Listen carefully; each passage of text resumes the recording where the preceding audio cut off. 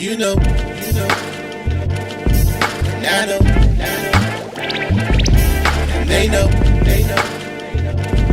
and we know, we go all in. You know, and I know, and they know, cause we know, we go all in.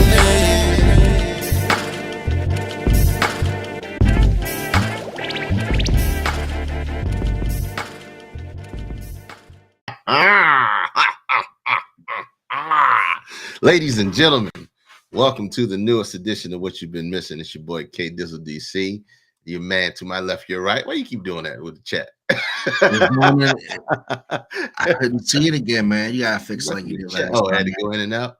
So my man, tell them who you are, baby. Tell them who you are. Man, it's your boy Half Streams, man. One half of the All Dressed Up podcast, and we live, man. Can you believe it?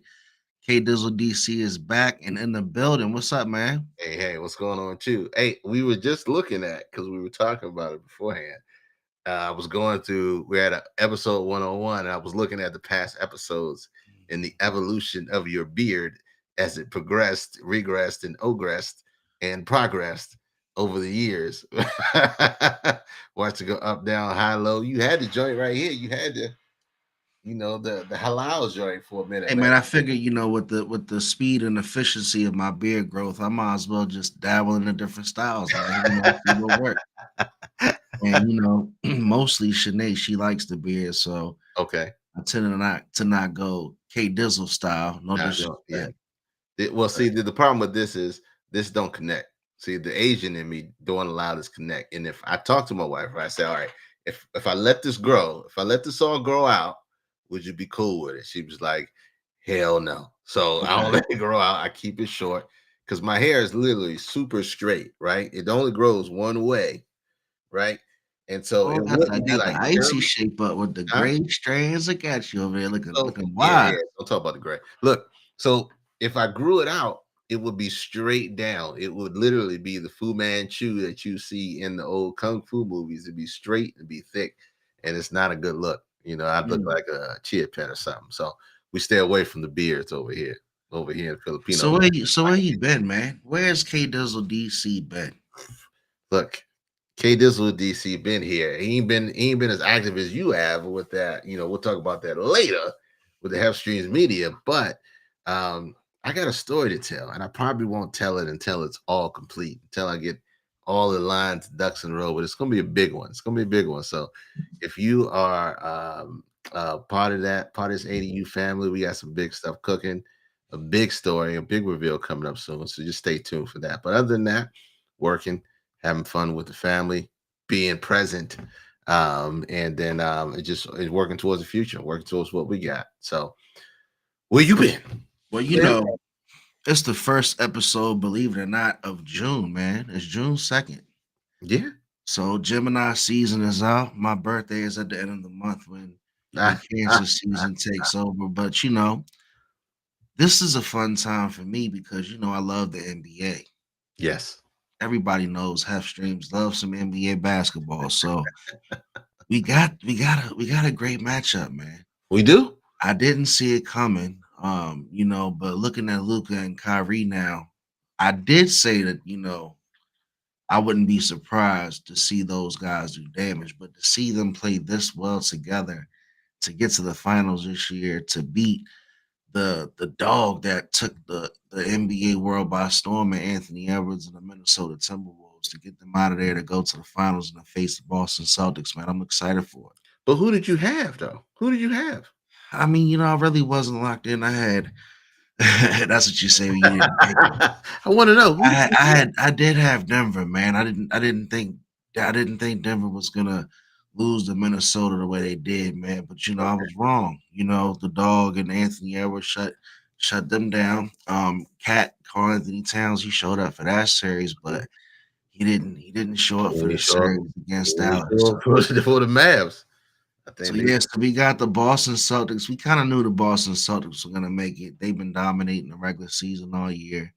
Every team they played in the Eastern Conference, their star got hurt. So it was kind of melodramatic to see Boston get up in there. But this would be, I think, their first major challenge Do you think the Boston Celtics? Do you think that Tatum Brown combo that the Boston Celtics have been paying so much money for all these years? Do you think they're finally gonna cash in, or do No, you think Luca's gonna steal one? What it do, Big P? no big piece in the building. Absolutely not. Will Luca and Absolutely. Kyrie?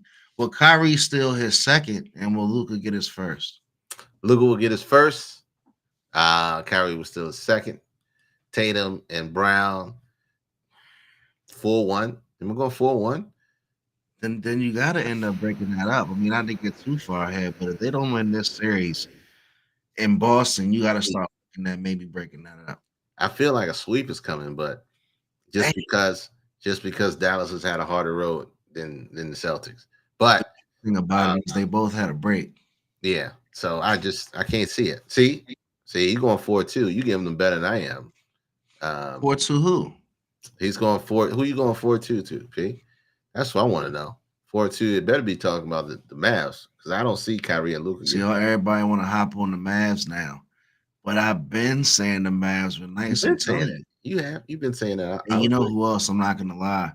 Who? Shanae. Remember when I told you a few episodes ago? I said Shanae got a thing for Dallas. Yeah, she did. She do got a thing for Dallas. Kyrie. Yeah, smart man. Because I don't see it going any other way. I don't see where it's going to stop. So look, if you walk in there right now into the chat, put up Boston or put up Dallas on who you think is going to win this year's NBA Finals, man.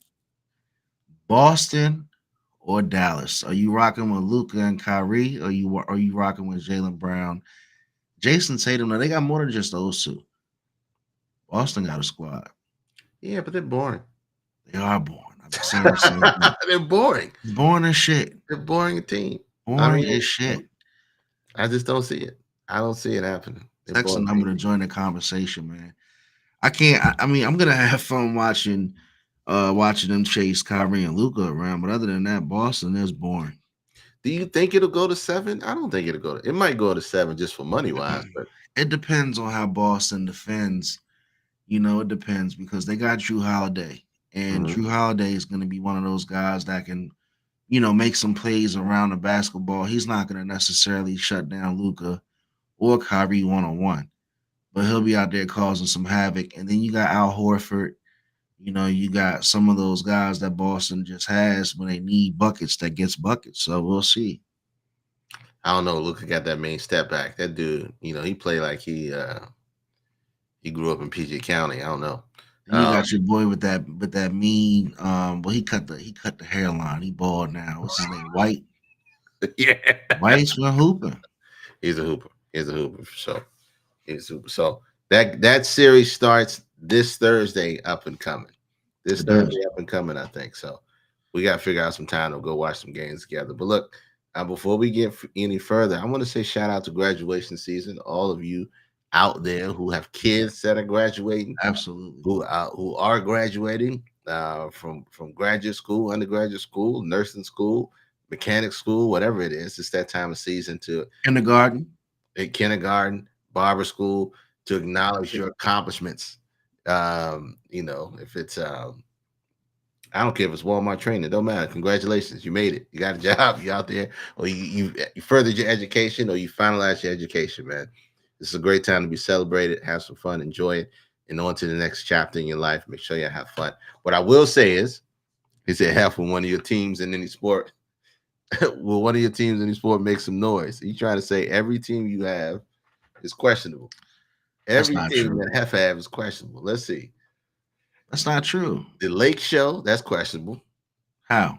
Lake Show. What do you mean? They got a ring within the last 10 years, man. All right. So I upset you earlier with your man. So listen, your Commanders.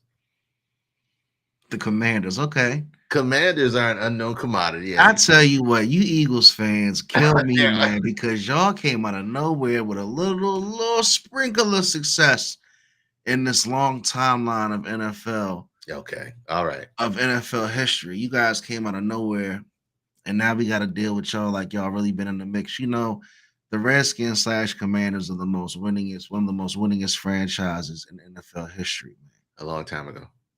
Period. They don't bring out the Dallas Cowboy tactic Nothing to I'm bring talking up.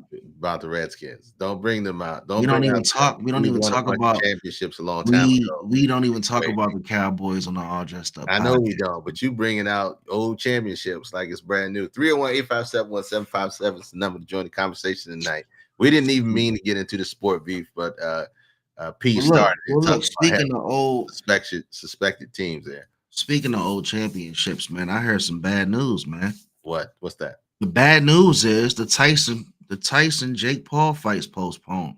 If you were looking Yes. forward to it, you know, your boy had an ulcer flare up allegedly on a plane. He got sick. Speaking of Mike Tyson, you know, Mhm. pray for him.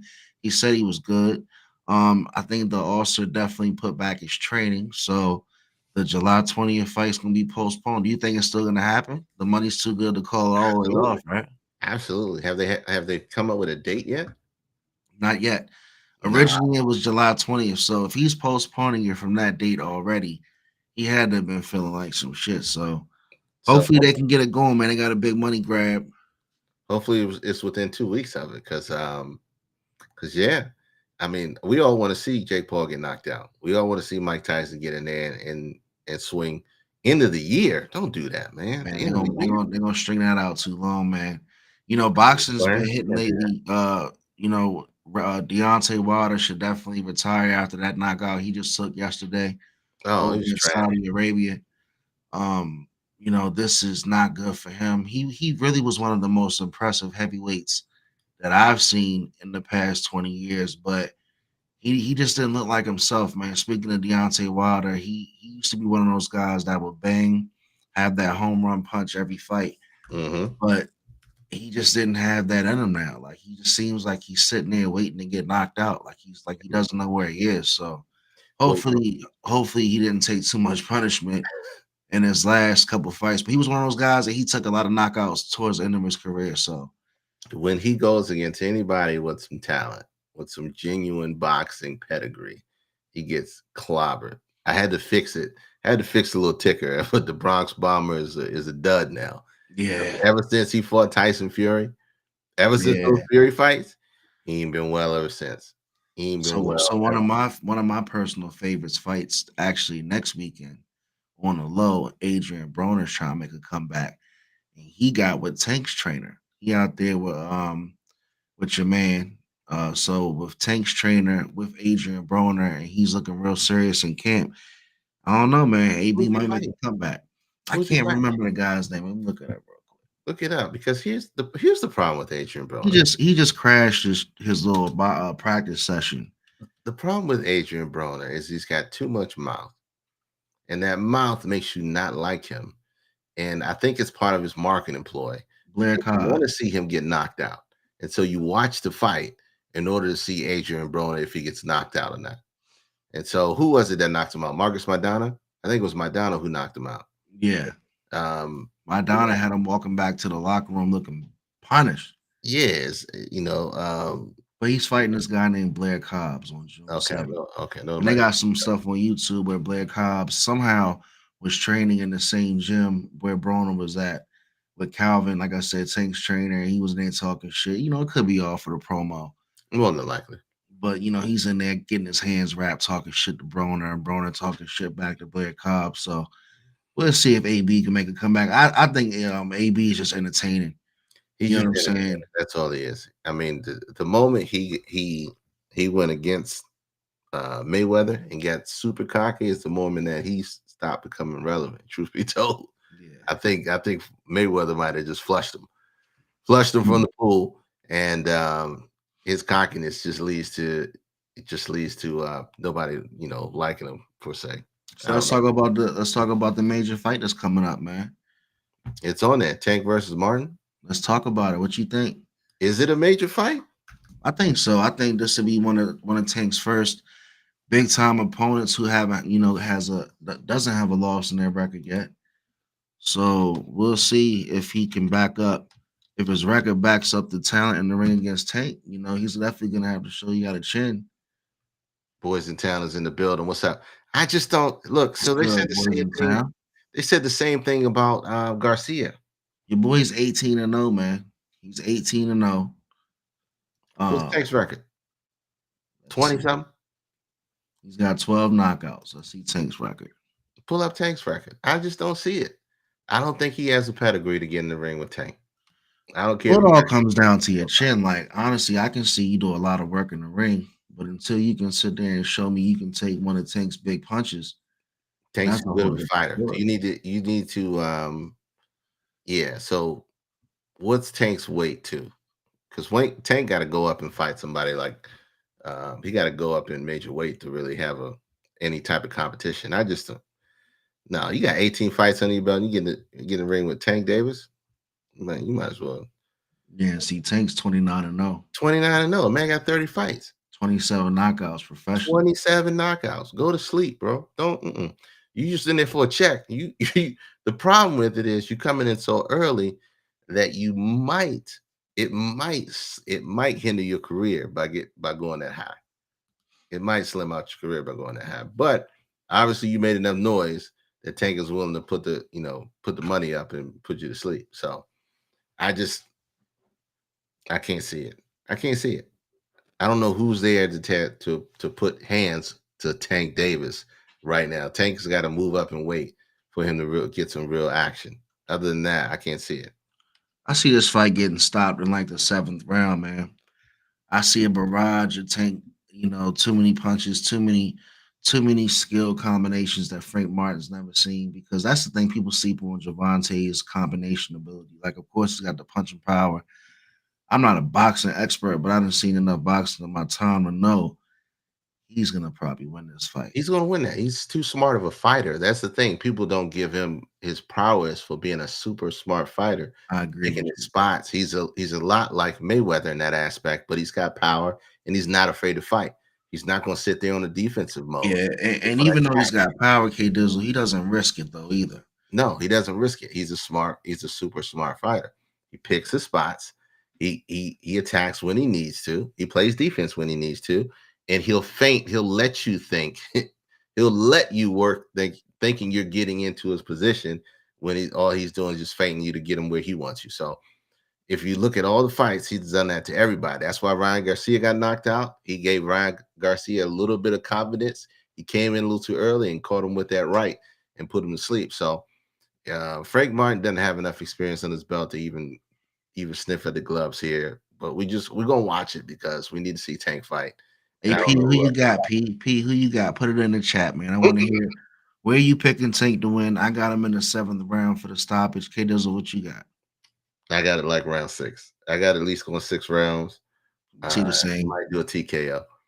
He might get. I mean, he's going to let him hang for a little bit, but I give him 6 rounds for a TKO.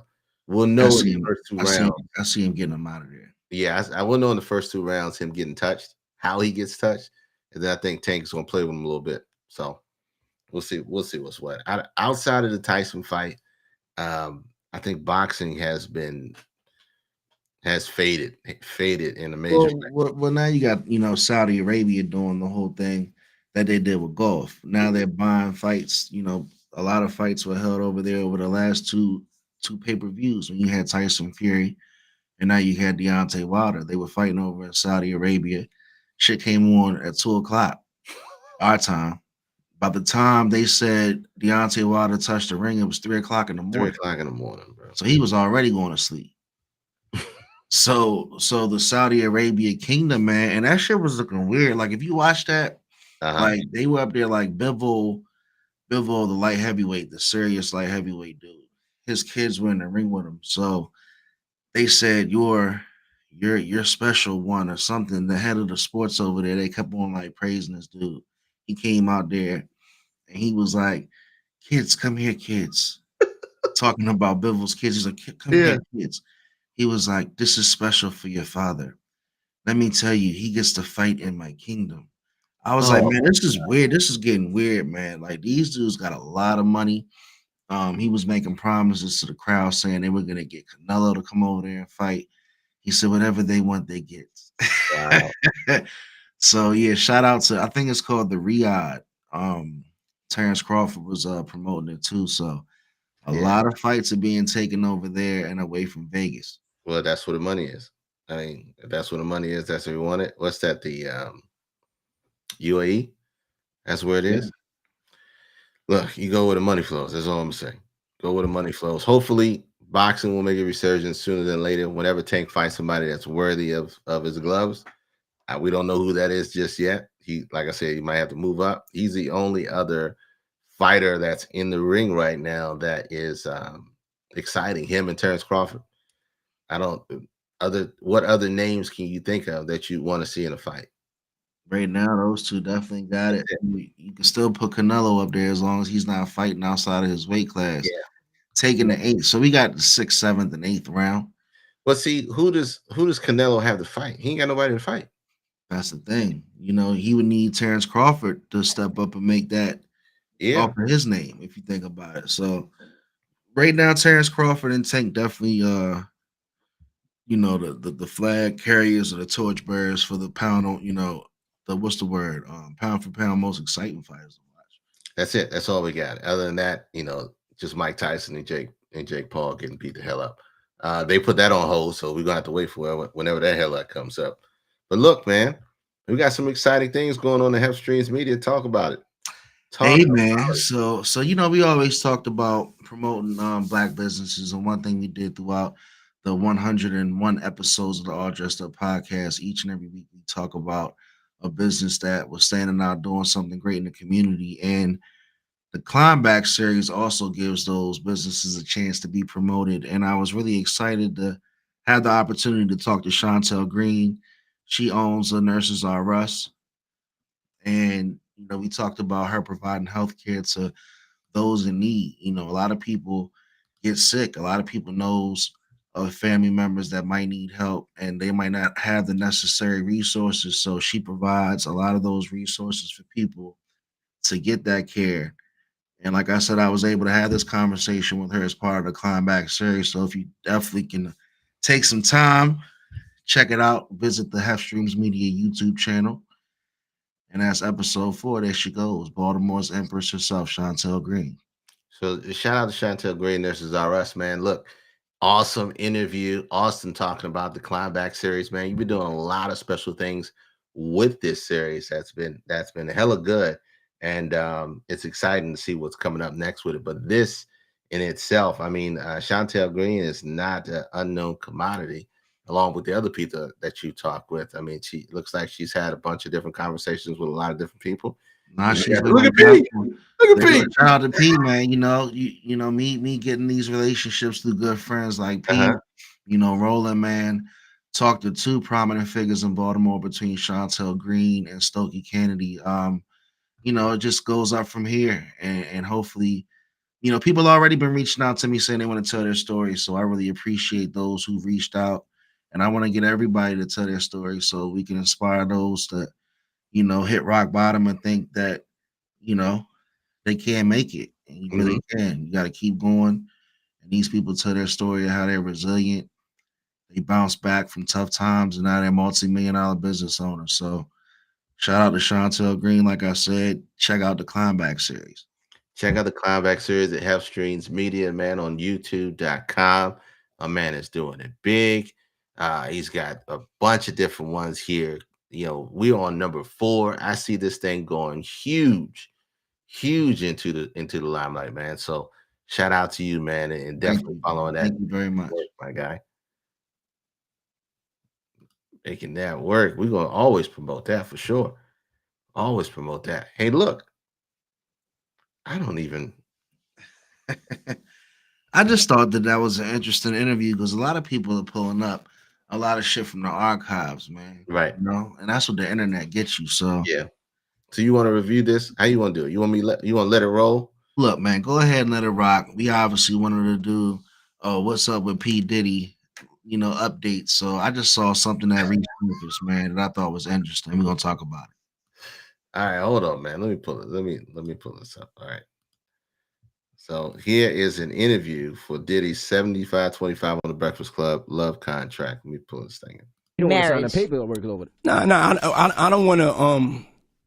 I don't want to promise or nothing I can't deliver. What I can deliver, I've broken this down. What I can deliver out of a pie is I could promise you that I'm in a relationship with you, like 25% of your time you're gonna just like feel like, oh man, I hate being here. Oh man, I hate this guy. Oh man, he cheated on me. He lied on me. That's 25%. You know what I'm saying? But then there's 75% of I'm gonna make you the happiest woman in the whole wide world. I'm gonna be there to support your dreams. I'm gonna be there to hold you, listen to you. I'm gonna be there to be your best friend. And I promise you'll smile the most. You know who I am. This is what it is. 25%, 75%. Which deal would you choose? Now, for most of you guys, don't try this at home. Don't try that at home. Because you gotta be this worth probably isn't going to work for you. No, you have to be honest. Marriage is about honesty. Not try this at home. Marriage is about honesty. This is a different type of marriage. Let's go into a new time, a different type of marriage. Married men in here don't get, flustered. Let's be honest. Damn, I'm bringing 25% of some bullshit. Okay. Now, can she tell you 25% of the time you're going to say the same thing to her and feel the same way, and the other 75% of the time you'll be happy? Yeah, but try this. If she could promise me that 75% of the time, I'll take that. Because what? And she can do the other 25%. You can't let the girls cheat, did he? No. No. I didn't say. That was my list. Oh, that's your list. So our list is different. Yeah, her list. Maybe I'm just talking about me. I can only speak for me. And what I could offer is that happiness. Because if not, then you are in a 50-50 situation, young lady. You are marrying somebody, you're in a 50-50 situation. And the statistics, you know what I'm saying? You have to weigh your options. And I think that's 25% of bullshit. That's what you're going to give me. And I can get 75%, and you are the great. I'm going to take that. Damn right. Can you forgive a woman for cheating? No, don't you try this at home. Now, can you forgive a woman for cheating though? Yeah, I've had to. Okay. Yeah, I've had to. I mean, shit happens. Mm-hmm. Yeah, but girls ain't supposed to move like that. What? And especially when you're in the game, like imagine say you Diddy, right? And your girl cheat with a rapper, like an up and coming rapper. Man, you can't have that, man. But you know something? We do it as men. You know what I'm saying? And, nobody's perfect. And we be lying to ourselves if we don't think that, you don't really know women, if you don't think that they make mistakes like we make mistakes. They have desires, they have lust and things like that, and especially if you've messed up. And no. I'm not saying, don't be me. You know what I'm saying? Don't do what I do. But, I mean, you asked the question, you know what I'm saying? And yeah, I've been cheated on before, and, I would forgive somebody if they really, they were really sorry, because shit happens. You ain't get cheated on by your girl. I wouldn't advise that, though. I wouldn't advise it. and think about cheating here. Think about cheating on Definitely not doing that. Definitely not. But are you honest to the point where you say, okay, I'm about to go do this? Yeah, or is it to the point where she finds out? This is not none of my somebody new. This is old relationship. This is an old. Oh, he don't want to get married. He don't want to sign the paperwork. No, I don't want to. How do we? All right. So I brought that up to you because I thought, for one, obviously with the time at hand, your boy, being the messenger of that whole situation was funny as shit, because he's talking about a woman signing up for a relationship the way she's saying 75% of the time is pretty much bliss, but the other 25% of the time she's gonna hate being in that relationship. Like, what woman do you know is gonna sign up for that shit? And is that a standard? Like, does people honestly go out there and set that type of standard for their relationship to say, look, I'm gonna basically do whatever we need 75% of the time? Like what do you think about that, man? So, because obviously it sounds crazy as shit coming from Puffy at that point. Well, this was 8 years ago, right? Yeah. So this is in the height of all the nonsense that's going on, and what he's doing is he's spouting his own beliefs on what he thinks, how his relationship goes, and he's only speaking on one side. If you notice, he said, "Look, well, these are my standards that I think you should be able to put up with because of who I am and who I am to, as a mogul, as an icon, as my status, and you should be happy with that." And he's saying, now your standards are something completely different. They ain't gonna be mine, but this is what you should expect of me. There's a certain level of respect for that, but at the same time, he said it very truthfully. If you know that going in, that's what you're going to get. That's what you're going to get. Now, I think a lot of people look at this and see, what's the name? You know, Charlamagne pushing the kettlebell over, saying, "Yeah, you want to cheat. This what happened." And relating that to, you know, what we know now, as it being almost chronologically the time frame of when the video happened. Right. It's just it's different in itself. Now, the other thing that you have to take in consideration too is, if you look at all these old interviews and all this stuff going on with Diddy, he's got his son literally right there with him the whole time. Yeah. So his son is learning all of the things that dad is doing. This is okay for me to do. And so all he knows is what he's been taught. And whether that's a good thing or a bad thing, I think his reasons on having his son around were good, but his actions and the things that he was partaking in were all bad. And so there's twofold to it. I mean, Diddy is a man that does one thing in public and does another thing in private, as with all of us and how we operate. And so it always sounds good when you're in front of social media, in front of the limelight. And this didn't sound that great, but privately, he did something totally different. You know, he was abusive. He was vindictive. He was controlling. He was all the things that, you know, were spelled out in the lawsuit. And also, the only time that he became remorseful was when he was caught. Of course. And what that's would you say, Cassie signed up for that 75-25? Yeah, she signed up for 75-25. And look, everybody is remorseful when they get caught. Everybody's remorseful when they get caught. It's only when they get caught do they become remorseful. Because if you had any type of, if you felt bad about what you were doing, truthfully, and you knew how it would affect people, you stop doing it. If you were conflicted with it, you stop doing it. But you're gonna keep doing it because of whatever selfish reason you have for doing it. And this is a situation where Puffy was being Puffy. He didn't give a shit until he got caught. He didn't think he would ever get caught, which is why he lived the lifestyle for as long as he did. He had the tape that we just now seeing. The only reason we saw it is because he got raided and they took the tape. So who else knows what other stuff that he has? Who else knows what else he's done? And he's only gonna apologize for it when you get caught. That's what cheaters do. That's what abusers do. They don't think it's wrong. I wonder if that 9 to 5 normal 40 hours a week guy is offering that 75-25 contract. If he getting the same results that Diddy got from offering that. But you know, it's funny to laugh at it, but you know, when you in that position, man, he was letting people know right then and there.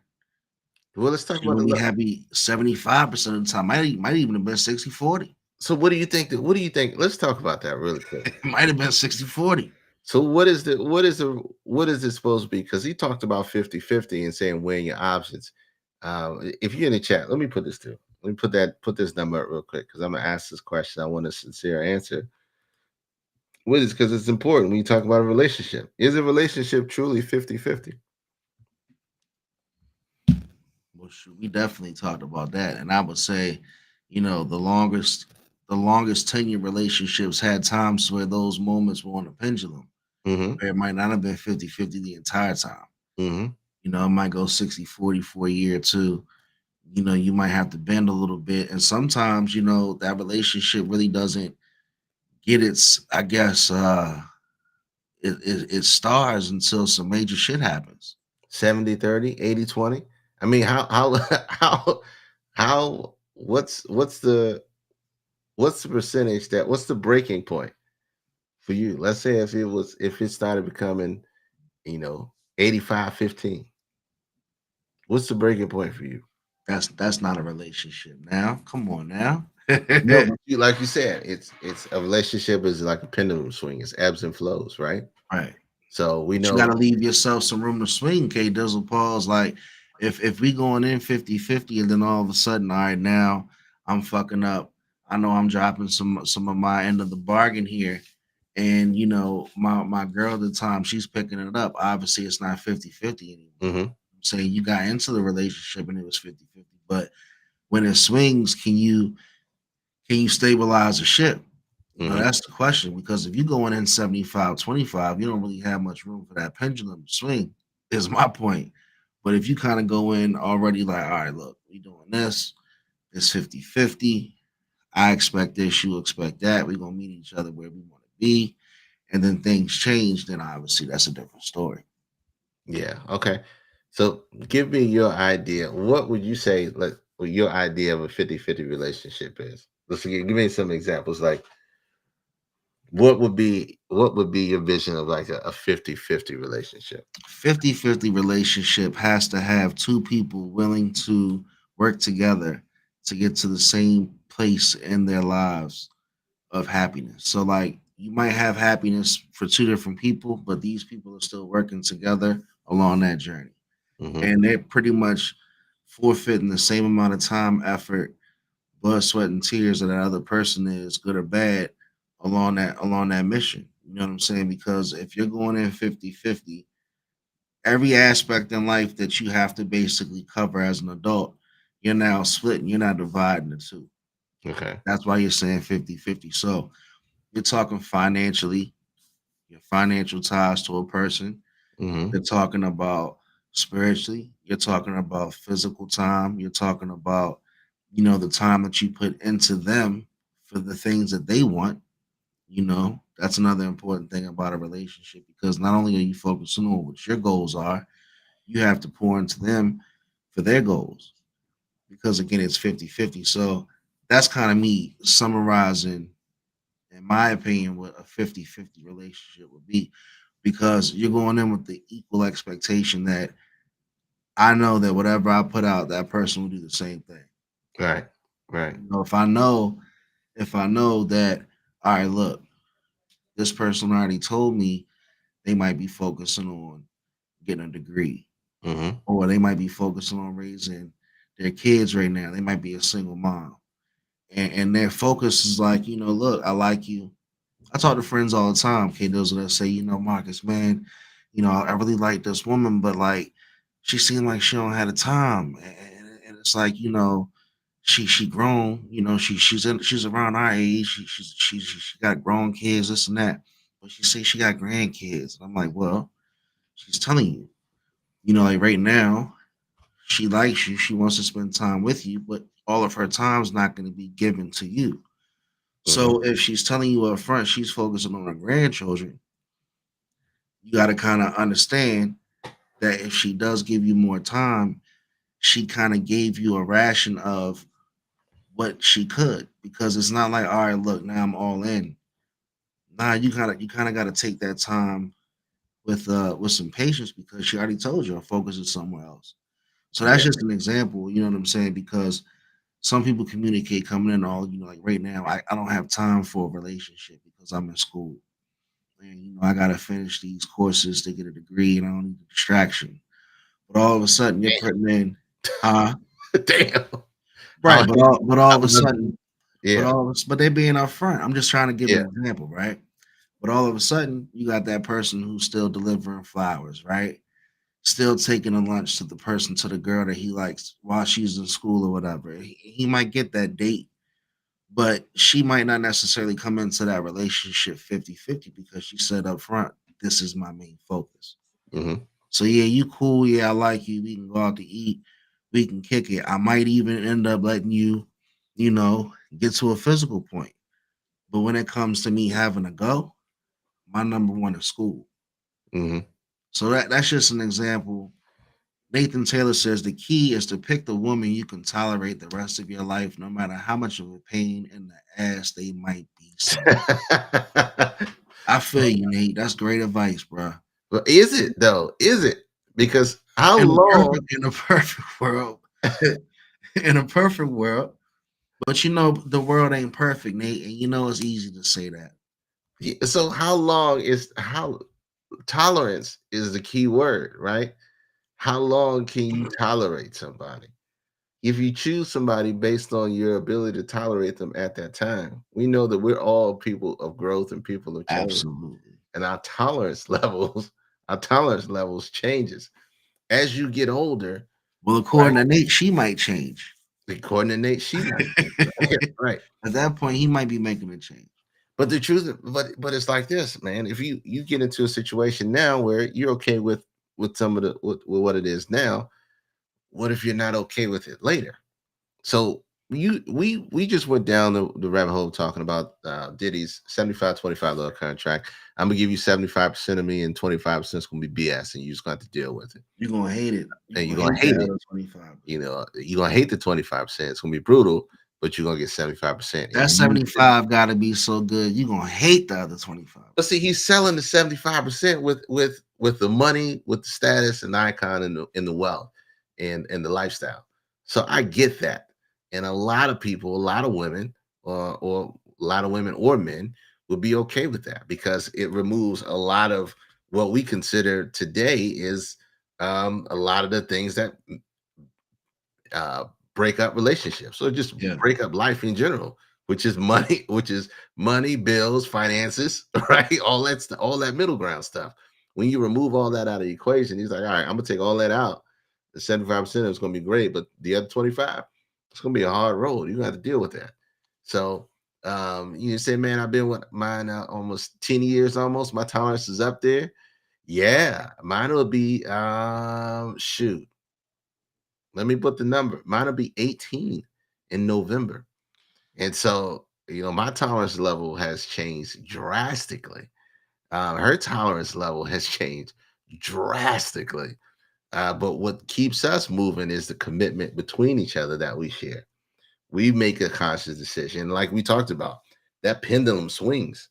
That pendulum swings all the way through all of it. And I tell people, I got a question for you. We talk about the pendulum swinging, and we talking about how tolerance can change in a relationship over time, right? Yeah. Granted, it's just the fellas right now. Hopefully we can get some ladies to come through in the chat. It's been a little dry tonight with the guys.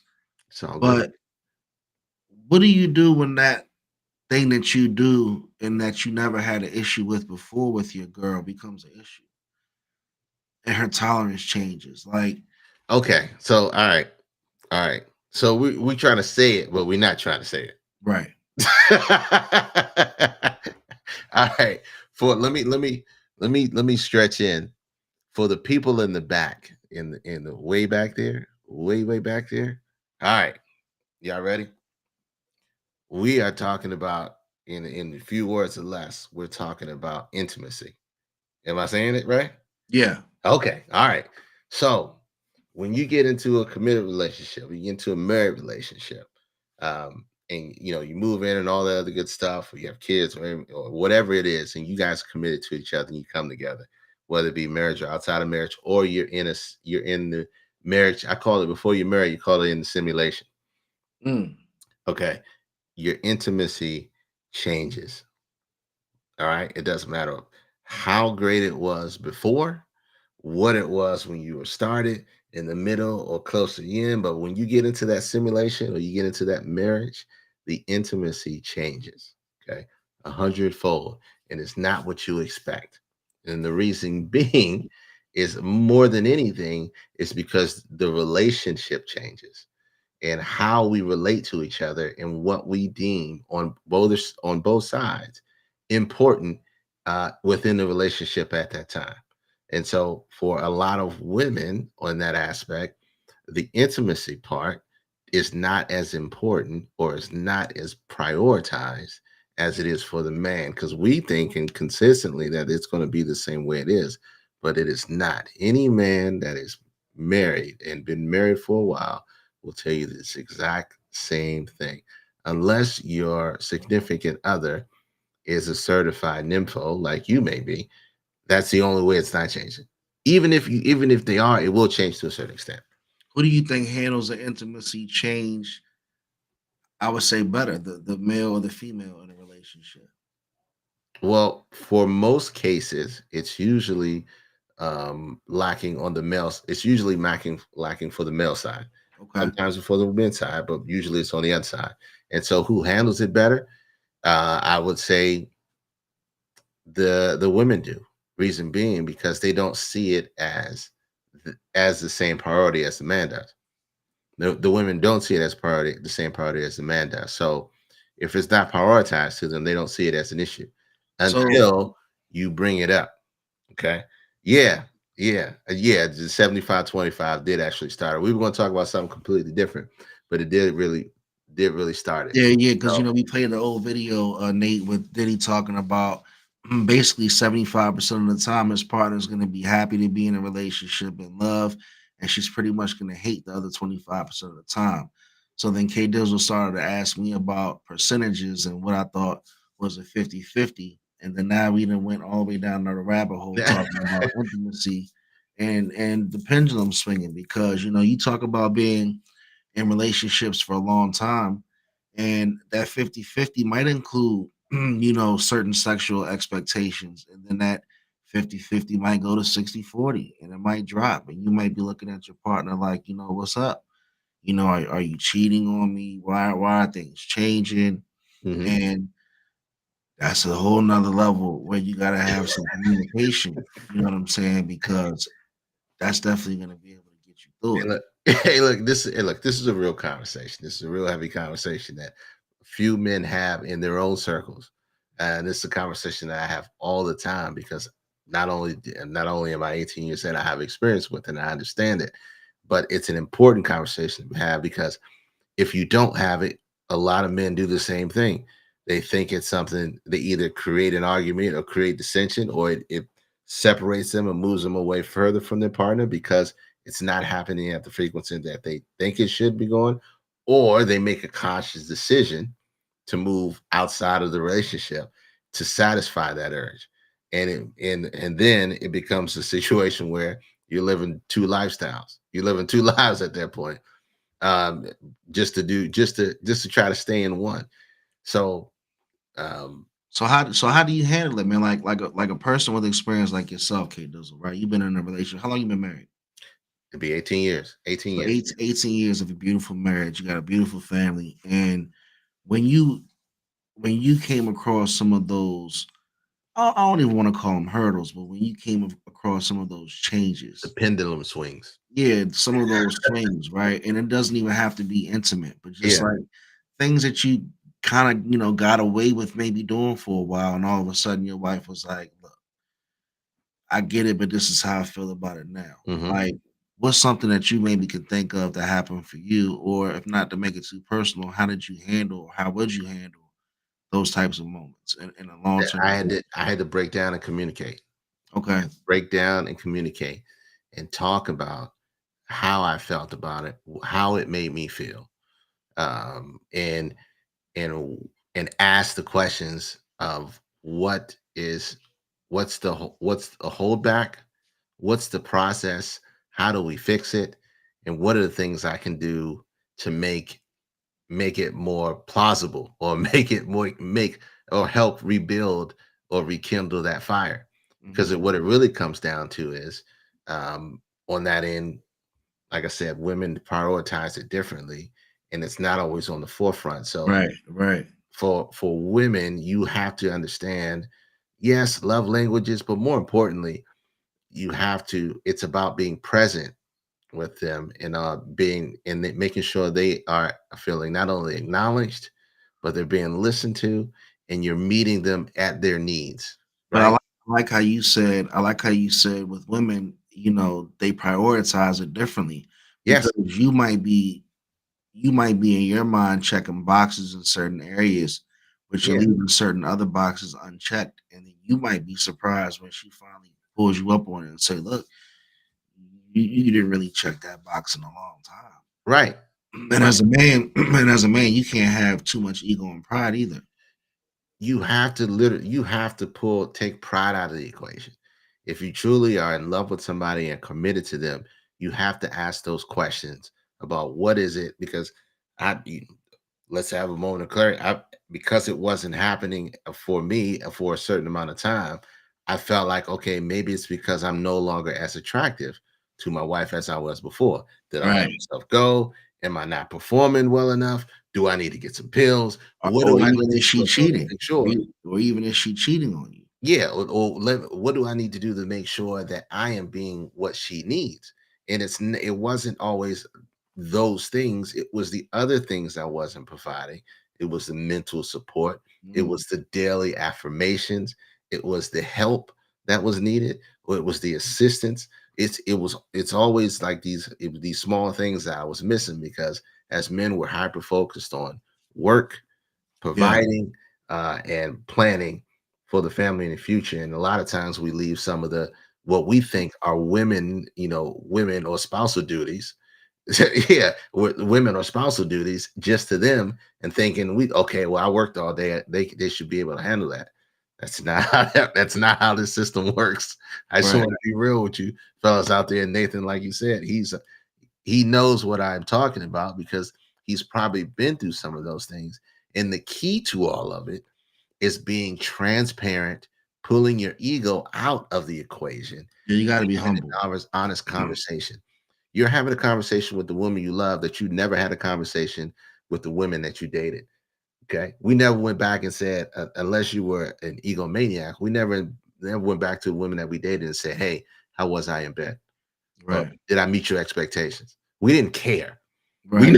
We didn't care. We did what we had to do, got in and got out. And if reputation got a hold of, we didn't care. We made sure we sold enough on the next one to get to the next step. But one of the most, biggest blows to the male ego is when that woman that they actually care about and that they actually love and who they've been with, gets to the point to where that the lights go out. Yeah, on a live TV show. This is the point. Right. But like you said, their reputation, man. Their reputation is everything to a man. If it gets out there, but it's gonna also crush you, because, like I said, you care. You want your wife of 18 years to always be happy, right? Mm-hmm. No matter what, you want her to be happy. And when all of a sudden she says, "Well, look, I've been happy with everything you've been doing, K Dizzle, except for this." Correct. It might be tough. I might be like, damn, like all this effort I put in, pouring into all these cups. She calls me out on this one. Mm-hmm. But that's the 50-50. That's the important cup. That's the important cup. That's the one where you said her priorities might have been different. Mm-hmm. You was focusing on running all your water into the wrong cup. Mm-hmm. Exactly right. Exactly right. Like Nate says, the real key is just to listen to them anyways, even when you don't want to, and agree always. I don't know about that. Even when you don't want to, or find a way to agree and move forward. It's compromise really for the betterment of the relationship. And as you can tell, Nate, you're in the same industry that we've always been in. It's always the sale process. For lack of better words, it's always the sale process. Trying to find the happy medium so that we can get to what we need on both sides. Drunk says we might have advanced technology-wise, but when it comes to relationships, cavemen, cave women had it more figured out than we do now. No feelings in junk, or just do what you need to survive tomorrow. Yeah, it's a lot more complicated. Hey, Drunk, where were you at for the 100th episode, man? We was looking for you, Drunk. Welcome back. Closing. No, Drunk was in there. He's probably chilling in the background. Look. But man, it's like you said, you gave the great analogy of it being cups, We pour everything into the cups we think are important, and our partner on the other side of the table, they're pouring in the cups that they think is important, and sometimes they're just on the opposite sides. We're pouring in cup number 3, and they're pouring in cup number 7, and they got to remind us. Only way we know is to say, "Hey, I'm pouring into 3. Why is it not working?" Well, I need 7. And don't forget work on 3. And don't forget about the whole, kid equation. Oh man, yeah. I mean, because now we got more cups. Wrench in the game, yeah. No pun intended. Not just baby sippy cups, but we got more cups. And I had to learn that firsthand. I was here for the 100 episode, my man. I appreciate you, Drunk. It's always gonna be a good show when Drunk comes through. But I had learned that firsthand, like Shanae and I had a personal conversation where she was just like, sometimes I don't even have energy for myself. Yep. With the whole new addition of a 2-year-old, in the mix and being in the household. And I'm gonna tell you, man, it is a learning experience. And you have to be humble. You have to remember remember your position, as the man in the household and what you're supposed to do and the security you're supposed to bring, because you got your woman, now you've got kids, and you got, a lot of things hanging in the balance of the decisions that you make and how you handle yourself every day. So great conversation, man. No. I mean, it flowed right into it. And Nate, it is Restream. Restream.io is what we use to pull it all in YouTube, Facebook, Twitch, everywhere. We can put it on. We gotta fix our YouTube. Okay, there's a new way for our podcast to be up on YouTube now. Yeah, we just gotta load all the episodes there. On the podcast section. But it's there, or we probably just have to attach it because we're on every podcast network there is out there. So again, man, look, when we're talking about, we did 75-25 love contract from Diddy. It's 50-50. It's about making sure that you know what cups to pour in. He said when bro says sometimes he don't got energy for himself, then I noticed he got back fitted on with no logo hit there. 100%. It gets got that Nike in there. Yeah, it gets it's hard, man. It's hard. And you gotta have these real conversations. And a lot of men aren't having this conversation with their boys because of pride and ego. And so hopefully our platform, if you go back and listen to it, share it with somebody, we'll cut it up so that they hear this and be able to understand and have the tools that they need to enhance and figure out the parts in their relationship they're having trouble with, because we don't need you making more bad decisions out there or satisfying it selfishly by going outside the relationship. You know what I'm saying? Because that's always the easiest route, and a lot of men take that because they don't want to go in and have those real conversations. It goes from the question, what more do I have to give, to, what more can I give? You know what I'm saying? There's a very couple words that just changed up and changed the entire question, because it's like, damn, how much more do I got to give you? Like, I'm giving you 75-25. You mean to tell me like another guy is gonna give you this, and that's where you might fall into trouble as well. Yeah. You start, thinking like looking outside of your situation and being like, you're not gonna get, what I give you in a 75-25. And that's the thing, like approach it with more of a humble mindset if you want that healthy, long relationship like K Dizzle. And I will say this, it's gotta go. The pendulum always has to swing both ways. So if you're having these conversations and your significant other isn't receiving them, or they're not mature enough to understand what you're asking, you gotta throw the flag on the play. You gotta throw the flag on them, and you gotta make a conscious decision on what makes sense. Whether you want to help them mature to that point, or do you want to invest that more time, or do you want to make a decision and remove yourself from that equation? I always tell people I am a believer in the institution of marriage, but I am more of a believer in the institution of happiness, because you have very limited time on this earth. And I don't expect you to stay in a situation where not only is it costing you time, but it's costing you happiness. Don't let that door hit you. Don't let the door hit you, is what K Dizzle said. I'm gonna lay you to death. Don't let that door hit you. Make the move you got to. And if you got the right people in your life that will tell you and let you know and say, hey, nah, you shouldn't. That ain't the one. And you do it anyway, don't be mad at nobody but yourself. Your boys will be right there, be like, I told you so. Hey, now, be careful who you get your love contract off of. Yeah, I got the energy to create a wife. Either she got to be what I need, or it ain't just for me. Or I'm not mad at that though. I ain't mad at that at all. So, but see, I'm never mad at a person like Drunk who's got their expectations and their cars just face up, letting you know what it is. 100%. I feel what you were saying, Drunk, and I'm not mad at that, because you're going in like, look, this is what I'm willing to bring. Like we was talking about earlier, you probably weren't hearing the conversation, but like, I'm gonna give you 30-40% of whatever you need. I'm gonna check a couple boxes over here. I might not check them all, but this is what I'm willing to get. And if you're willing to take it, then okay, we can rock. If not, don't get your hopes up. And that's what some people do. I think some people try to get their hopes up and try to change their contract. They try to renegotiate their contract. They get one good season.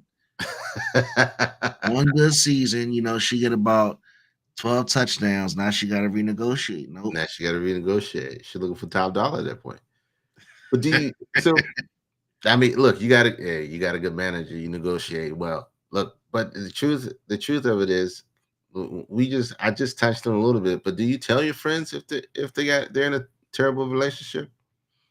Your friends tell you. Your friends tell you if they're in a terrible relationship. You know that. If it's your friend, if it's not like just an acquaintance, if it's your man, yeah, if it's your man, y'all know how y'all feel about each other's relationship, and I don't even got a comment. But 9 times out of 10, your man's gonna hear, "Oh, like damn, like you going through that again." Yeah, I hear you.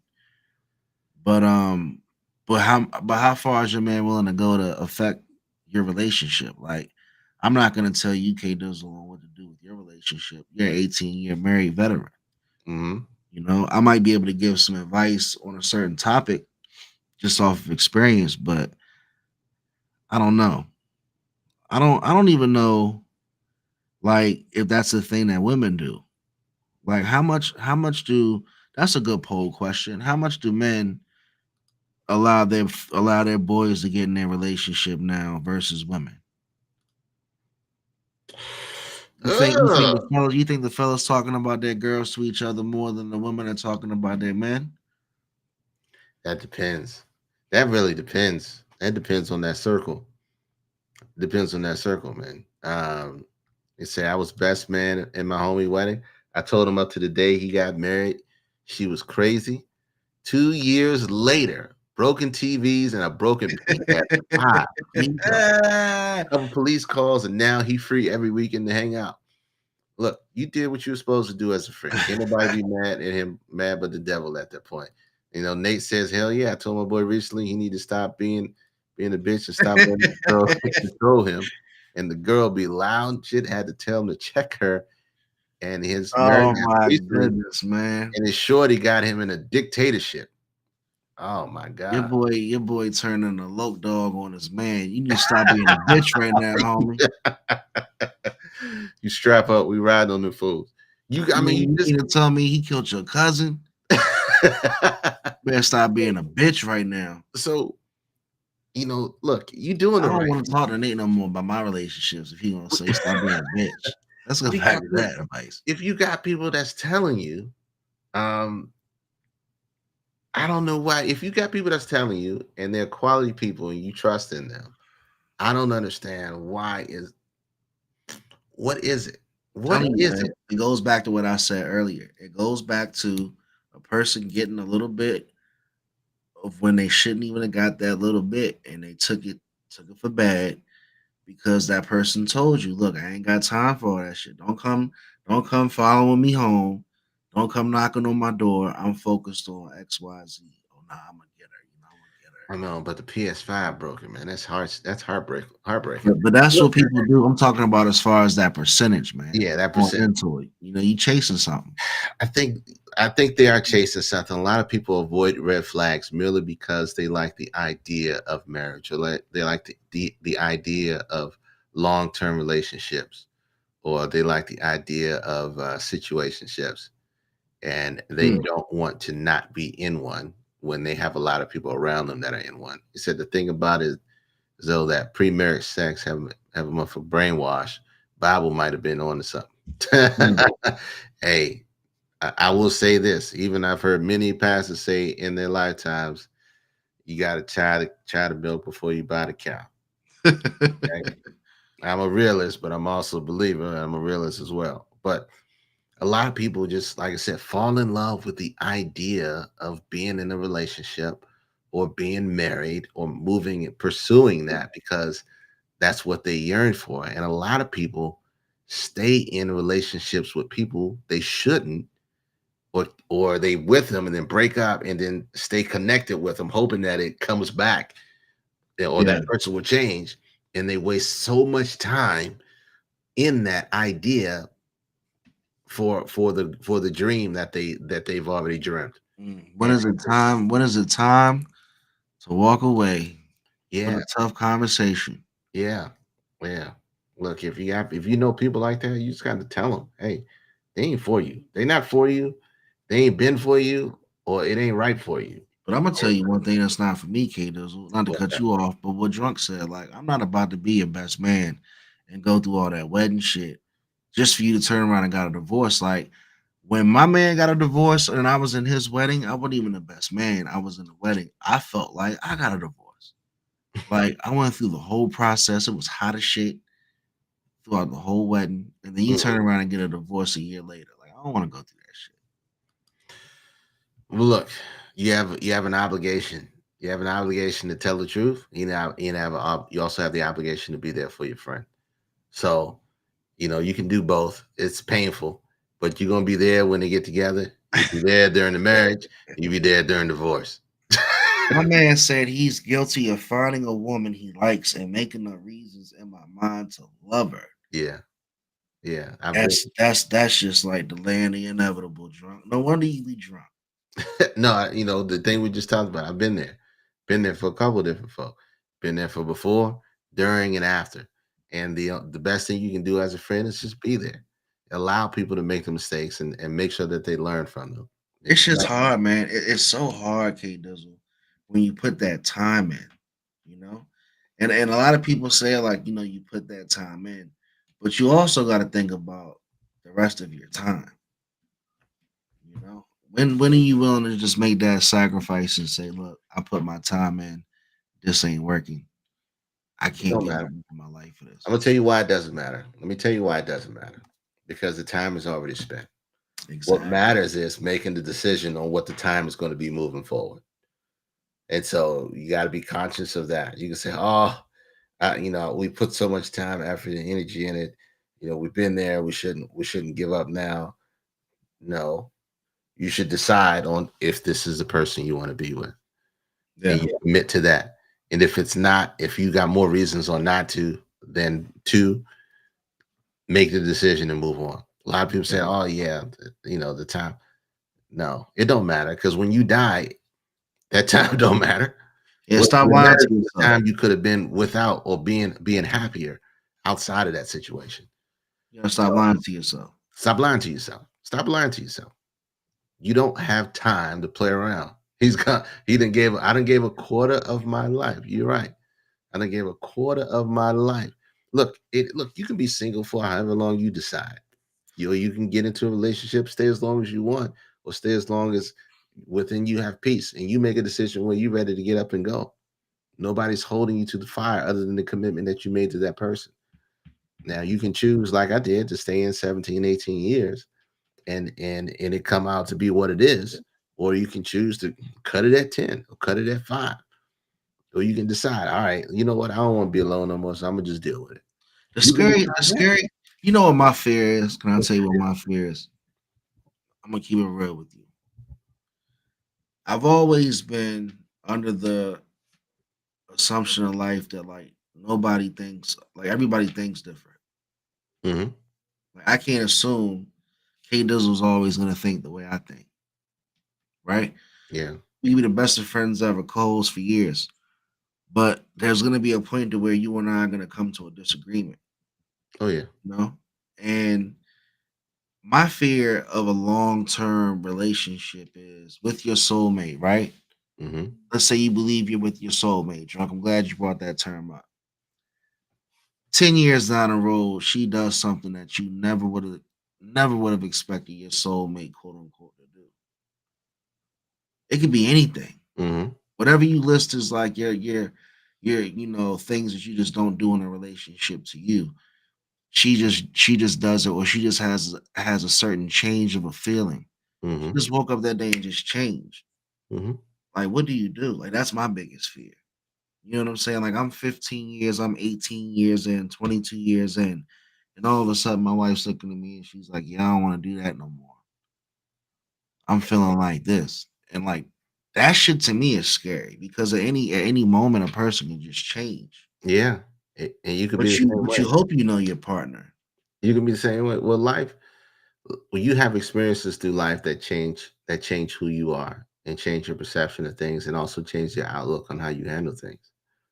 So I'll give you a prime example. For me, I experienced death in a completely different way than most people. So as soon as I hear of it, because I experienced so much death in a short period of time, then my outlook and my perception of it is completely different.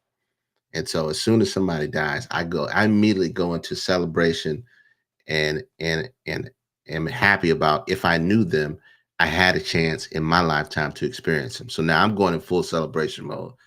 There's no grief process with me.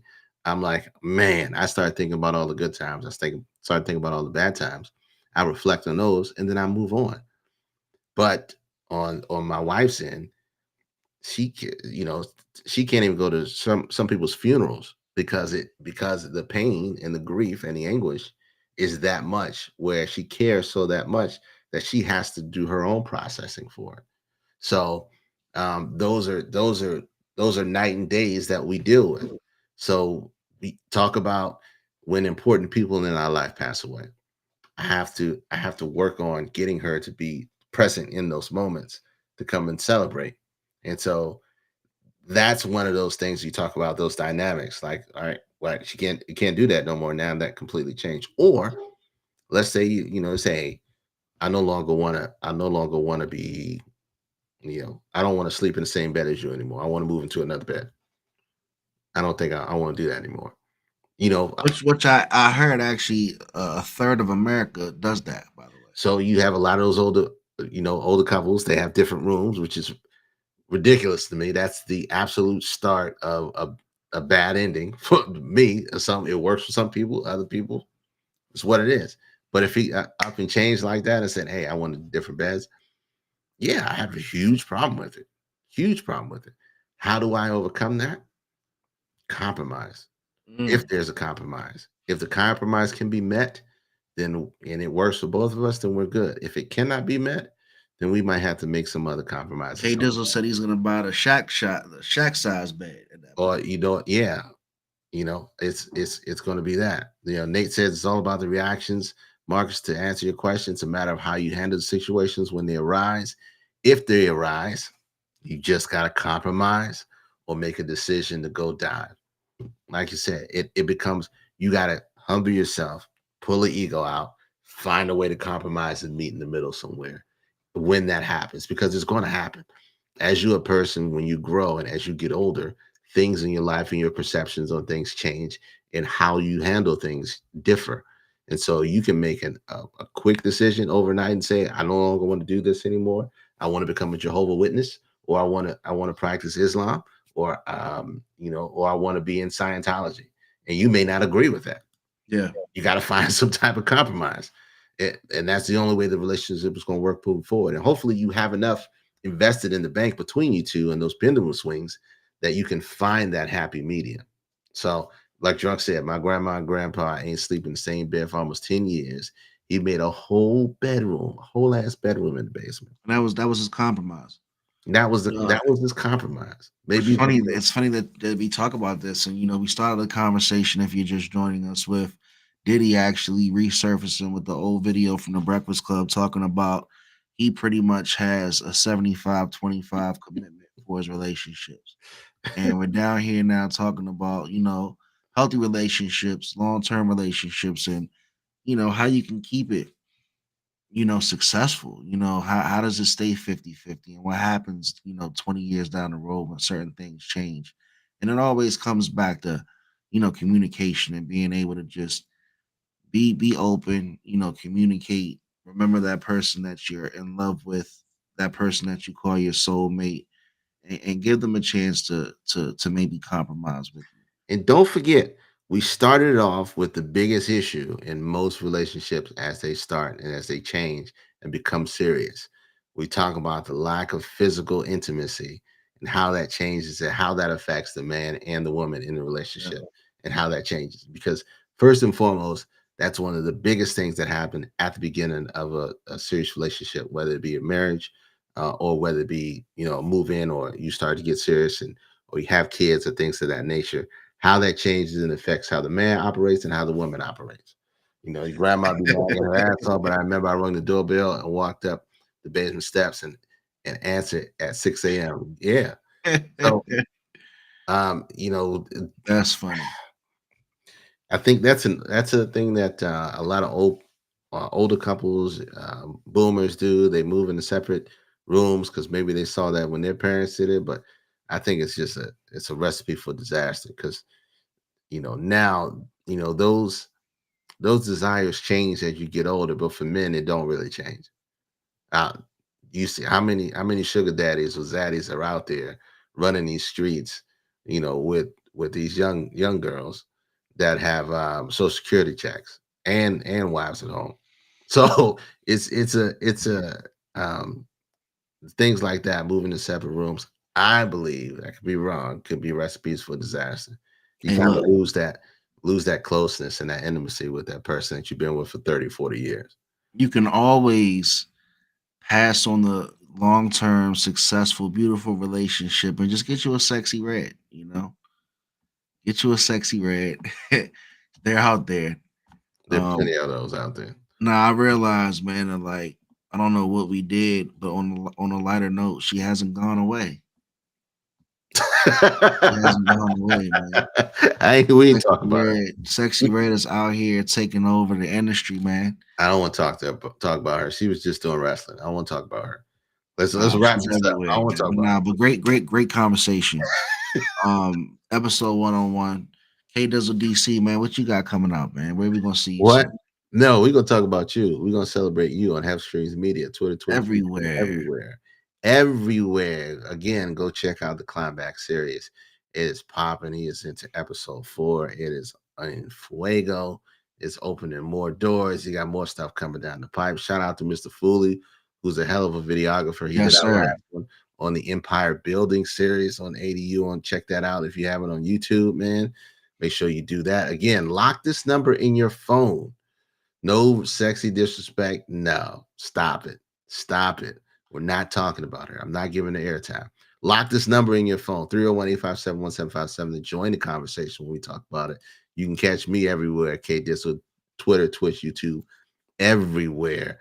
Most importantly, youtube.com ADU podcast, Facebook ADU podcast. For those who are on Facebook, check out our IG page. Shout out to 410 Beard that keeps us living on there.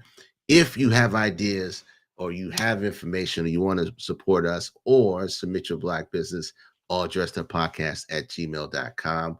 We answer it, we see it, and we love to hear from you on how we can be better, how we can make the show better, how we can get it out to more people. Whatever you can do, whatever feedback you have for us, we'll keep rolling with it and make sure we're added to our repertoire and just get better week after week, month after month. We are not going anywhere. This is episode 101. We got at least 1,000 in us. Hopefully we'll be on prime time or on your Netflix show before then, but we'll see where it goes. Go, man. No. Hey, man, boysintown.com, man. Shout out to Boys in Town, www.boysintown.com. Get your latest and greatest swimsuit. The summer is here. Hey, I need to, that's, you know what? This week, I'm going to boysintown.com to get me a sweat and get me some gear. See, that's what happened. Work out and put it out. I've been going to the gym, man. I'm trying to Operation Lose Dad Bod is in full effect. Oh, we getting there. But no, man, we love y'all. We thank y'all for coming every other week and showing up and showing out. Get in these conversations, man. We love it. We only work better when we hear from you. We hear the different thoughts and ideas from you. So we want to figure out how we can best serve you in all shapes, forms, and fashions. All right. You got anything else, my man? I'm going to holler at you, P. Get at us on iTunes, Spotify. We out there. There it is. Holler at your boy.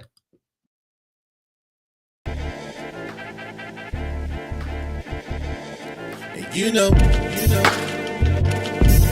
I know, and they know, cause we know, we go all in.